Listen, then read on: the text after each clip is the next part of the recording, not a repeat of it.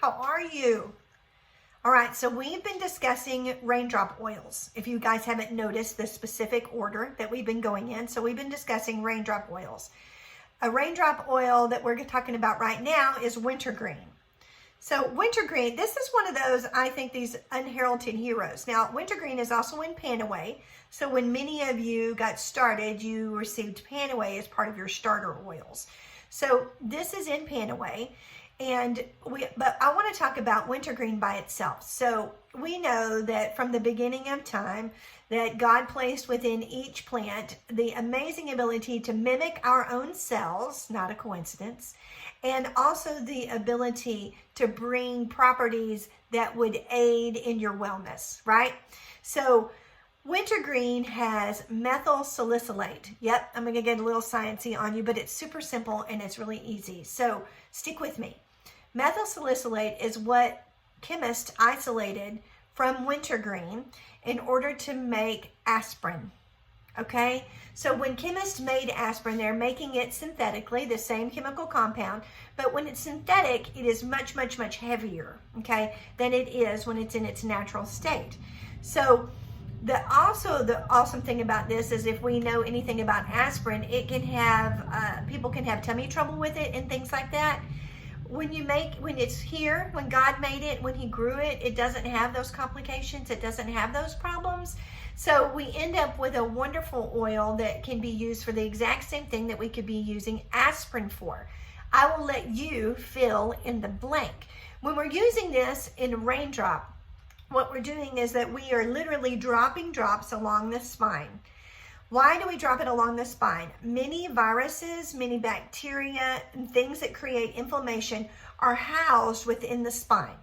So really close in proximity, it's close to the spine. So when we add all of these oils to your spine through the process of raindrop, if you don't know what that is, let me know. I'll send you some information here on the page. But what will happen is that as you get those and you drop those oils get absorbed into the skin. Why? Because they're very light and they're dropped right along the spine. And so where are they going to end up? They're going to end up impacting the spine. What does the spine have to do with the rest of the body? Everything. Everything, everything, everything. That's where all your nerve branches begin. That's where all of those things begin. So when we treat the spine, we are treating the area that is most likely to be causing us illnesses and ailments, okay, in a physical means. Now, when we're doing this, when we're dropping that Wintergreen on there, that's in a succession. There are multiple oils and they're given in a multiple in this order for a very specific reason. What this is going to allow us to do is that if you remember when we talked about chemistry before, we've talked about frankincense having what? Phenylpropanoids, sesquiterpenes, and monoterpenes. This is given in the sesquiterpene section, if you will. And what is that doing? This has the ability to go into the DNA and to mark misinformation that is encoded within those cells. Monoterpenes that follow have the ability to rewrite it. Phenylpropanoids are actually scrubbing the receptor sites.